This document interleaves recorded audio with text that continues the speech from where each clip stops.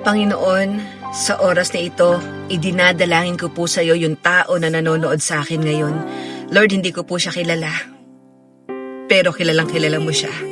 Alam mo yung tumatakbo sa isip niya, alam mo yung laman ng puso niya, alam mo Lord yung mga alalahanin niya, alam mo yung problema niya. Sa dami ng pasanin niya sa buhay, hindi niya na nga alam kung ano yung sasabihin niya sa iyo.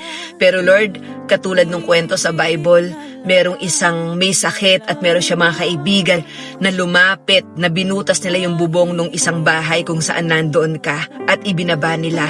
At nung napalapit sa iyo yung may sakit, Lord God, gumaling.